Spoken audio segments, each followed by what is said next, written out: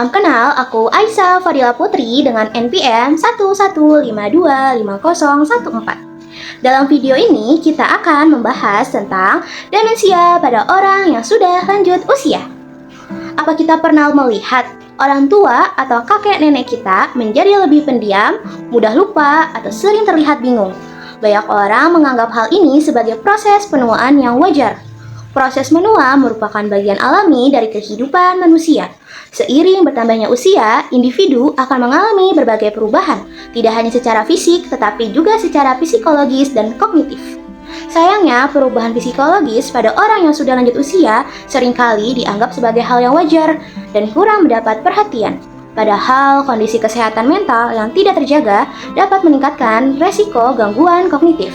Salah satunya adalah demensia. Lalu apa sih kesehatan mental?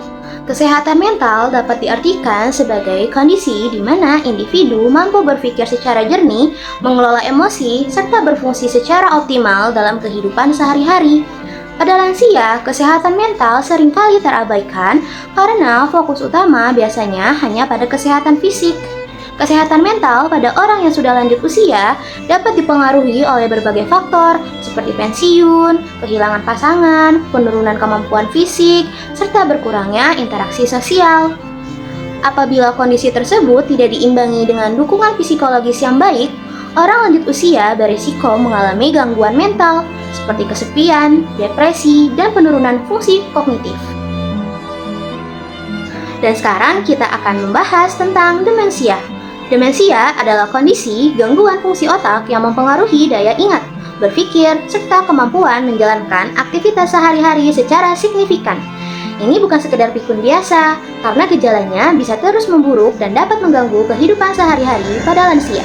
Orang yang sudah lansia dengan demensia dapat mengalami kesulitan mengingat kejadian yang baru, bingung terhadap waktu dan tempat, serta kesulitan melakukan aktivitas yang sebelumnya bisa dilakukan secara mandiri. Contohnya, seperti seseorang yang sebelumnya terbiasa berbelanja sendiri, mulai lupa dengan barang apa yang ingin dia beli, atau kebingungan saat membayar. Penting untuk dipahami bahwa demensia bukan bagian normal dari proses menua, melainkan kondisi medis yang membutuhkan perhatian. Penyebab terjadinya demensia dapat dipicu oleh kerusakan otak akibat penyakit seperti Alzheimer atau kondisi lain yang mempengaruhi aliran darah ke otak. Selain itu, ada juga faktor risiko seperti usia yang semakin tua, riwayat keluarga, gaya hidup yang tidak sehat, serta kurangnya stimulasi mental dan sosial. Ada juga tanda awal gejala demensia yang dapat berupa mudah lupa terhadap kejadian yang baru saja terjadi, kesulitan berkonsentrasi, perubahan emosi, serta penurunan kemampuan berkomunikasi. Seiring waktu, lansia dengan demensia dapat mengalami kesulitan dalam menjalankan aktivitas sederhana dan menjadi lebih bergantung pada orang lain. Dan sekarang kita masuk bagaimana cara pencegahan demensia.